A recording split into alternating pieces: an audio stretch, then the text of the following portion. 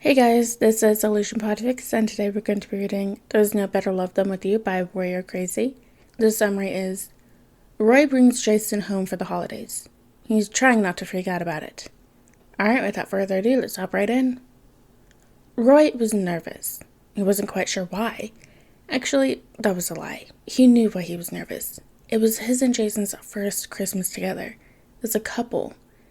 And Roy was bringing Jason home. Obviously, Jason had met Diana and Oliver. He had also met Roy's other pseudo-siblings, Mia, Connor, and the other Arrows. Still, it felt different. Roy was trying to put on his finger why. "Roy, if you don't relax, I'm punching you," Jason said, his voice cutting through Roy's thoughts. Roy flushed a little bit, shooting Jason a look. "I'm relaxed," Roy protested, rolling out his shoulders as they began to pull up to the Queen residence. "I'm relaxed. Don't even worry about it. I'm cool. Cool as a cucumber." Jason stared unamusedly at him as they pulled into the driveway. "Uh-huh," Jason said, snorting as they went to get out of the car. "Cool as a cucumber. How old are you? 40? You must be nervous if you're reverting to whatever saying that is." "Hey," Roy said, a little offended as he got out of the car as well, moving to carry the still asleep Leanne. "I'm not nervous, okay? Don't even worry about it. I'm good. I'm really good. Do you need help grabbing that suitcase?" Jason snorted and shook his head, grabbing the two suitcases. "No, don't even worry about it," he said. "I'm a big boy. You carry the light thing." Jason teased. Roy scoffed. "Light thing?" Roy whisper yelled, covering Leanne's ears as she slept. "What would she do if she could hear you?" "Agree?" Jason said, bemused, walking over and kissing Roy's cheek. Then Leanne's sleeping head. "Babe, it's going to be fine. If Oliver's an ass, I'll just kill him, okay?" Roy snorted at that and kissed him gently in response. "Okay," he said, a little out of breath. "It'll be fine, right?" "Yes," Roy said fondly, squeezing his hand. "Babe, it's going to be fine. I think it's important to remember I have already met them." Roy nodded at that. "Right. It was going to be fine." He walked up to the door and went to ring the doorbell, only to have the door swing open. "Roy!" Dinah said, tugging him into a hug. Roy made a surprised noise, smiling into her shoulder as he hugged her back.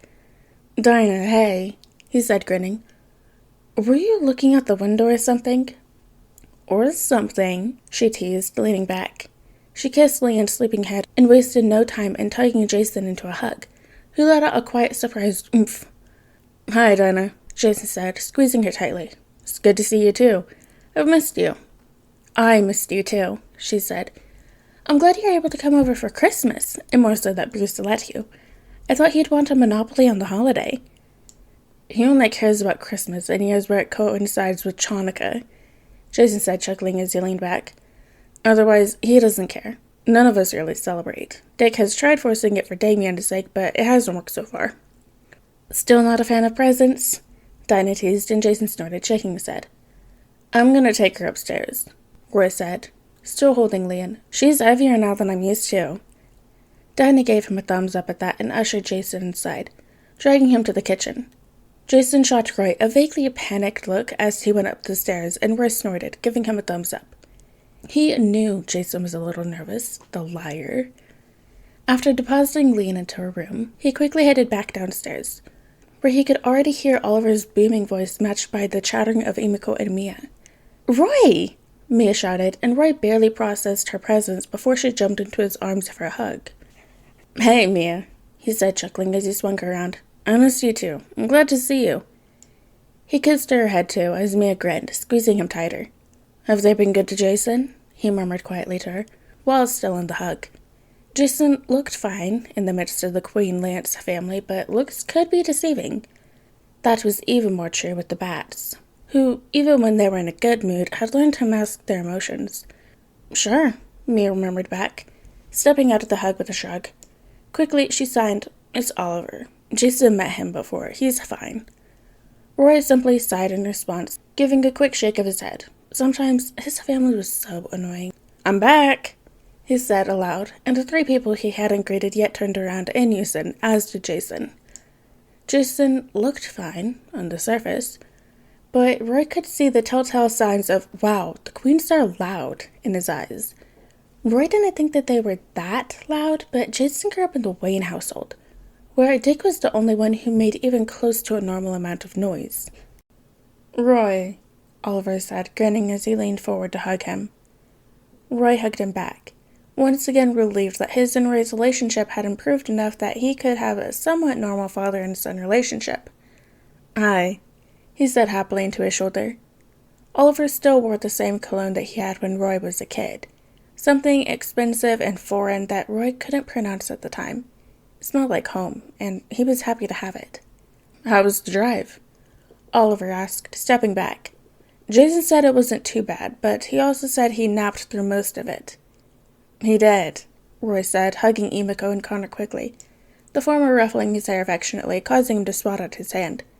"Jason's a baby that way. If the car is longer than 40 minutes, he's asleep." "No, I'm not," Jason protested. "I definitely stay awake most of the time. This drive was like 4 hours. "Sure," Roy said sweetly, knowing when to pick his battles. He tucked Jason to his side affectionately, kissing the top of his head. Jason grumbled as Roy did so, sighing softly in protest. "Is Cal coming back, Connor?" Roy asked, and Connor shrugged, looking a little pink. "No, he's in Mexico with his mom." "Why would he be coming?" he said, crossing his arms. Roy raised an eyebrow in response. "No reason, really," Roy said. "Dick just told me you've been hanging around a lot, that's all. And I don't know Rain is live. What if he needs somewhere to be for Christmas?" "Then he can go anywhere else but here," Connor said quickly, his cheeks still pink. Oliver watched the exchange between them. "Is there something I'm missing?" Oliver asked. "Actually, you know what? You won't answer me. I'll ask Hal." "Hal won't know," Dinah said. "Hal barely knows what's happening in space. Hal barely knows what's happening anywhere, actually." "He knows some," Oliver said. You know what? I can't really defend him in this regard." Dinah rolled her eyes. "Come on, Ollie," she said fondly. "Come help me set the table." To Jason, she added, "Don't be afraid of the food. We ensured he couldn't make his chili." "The chili is a rite of passage," Oliver grumbled as he exited the room. Dinah gently led him out. That left Emiko, Mia, and Connor, the latter still kind of blushing. Roy had been teasing him earlier about Connor and Kyle, but now he's wondering if Dick had been right. Maybe Jason would let Roy steal some of the bat tech to spy. "I think my phone is ringing," Connor said quickly and vanished up the stairs. "That was the worst excuse to leave I've heard," Emiko shouted after him. "Are you sure you don't need to wash your pet fish, too?" Connor's shouted retort was muffled by Roy's snort, shaking his head. "I think Oliver would have a mental breakdown if Connor dated Rainer," Emiko said, bemused. "He loves Hal, but—" Emiko was cut off by the front door slamming shut and a feminine voice shouting, Sorry I'm late. I brought pie." "Sissy!" Mia shouted and flew past Roy, immediately greeting the other blonde archer. Roy immediately turned to greet Sissy as well, having missed her. "I thought you were staying at your mom's," Mia was saying, leaning out of the hug. Sissy groaned aloud. "Yeah, no, she sucks," Sissy said. "It's like better, but also worse? I don't know. Dinah suggested a family therapy was a good idea, but she's also in the I'm a terrible mother and the source of all your problems and trauma. I'm awful phase. She rolled her eyes, which is absolutely guilt-trippy. So I told her some not nice words and decided I'd rather spend time with normal people." "Normal people?" Jason echoed, snorting. "You think the queens are normal?" "You didn't tell me Jason was coming," Sissy said, sweeping Jason up into a hug, who let out a surprised noise. "And yeah, Jason, my mother is the devil incarnate. Oliver's issues pale in comparison, and Dinah's here, which makes everything better." Jason chuckled, hugging her back at that. "Fair enough," he said, smiling. "Dinah does make everything better." "We should probably head into the dining room," Roy said, after sidestepping Jason and hugging Sissy tightly. "Ollie and Dinah are setting up the table, so you got here right on time." Sissy beamed and leaned back at that. "Oh, good," she said. "Is Leanne here? Where's the best member of the family?" "You think I left my daughter?" Roy said with a snort. "She's asleep. She's been sick the last couple of days, so she's napping the rest of it off. When she wakes up, I'm heating up some leftovers." Sissy nodded at that, satisfied. as they all headed into the dining room to sit. Dinah sat out at the head of the table, Oliver to her left, as the others filled out the rest of the table in a rather random configuration. The Queen family was in and out, so there was no regular seat for anyone to sit in, except for Dinah, who always took the head of the table. "Where's Connor?" Oliver asked, staring at the one empty chair. "Probably calling Kyle and crying about how we've guessed they're dating," Roy said. "He'll be down in a sec. Or he won't." Oliver shot Roy a look at that and sighed, shouting at Connor to come join them for dinner. "Be nice to your brother," Oliver warned gently as Roy only chuckled, reaching for Jason's hand and squeezing it as Connor came back down the stairs. "You okay?" he whispered quietly at him, and Jason just shot him a fond nod. "I'm absolutely fine," he whispered back.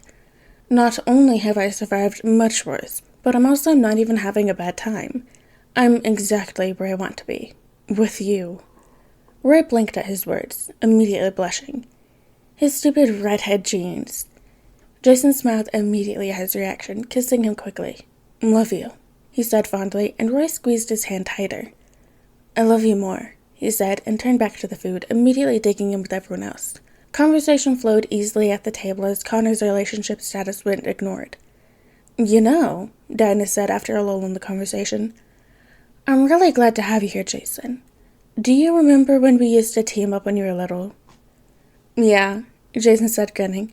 "Those team-ups were great, Dinah. Other than Diana, you were the ones who showed me the best moves. I'm just glad we got to have you here now." "I'm just glad we got to have you here now," Dinah said. "I'm glad you have the chance to do this, after everything." Roy watched Jason blink several times and let out a breath. "Me too," Jason said quietly as he reached for Roy's hand again, squeezed it back. "I'm glad to have this too." Roy kissed Jason's cheek again before returning to his food. A calm settled over him as the conversation continued to flow. Why had he been nervous? He was exactly where he wanted to be, with everyone he loved close by. Alright guys, and that is the end of There's No Better Love Than With You by Warrior Crazy. I hope you guys liked it, and I'll see you next video.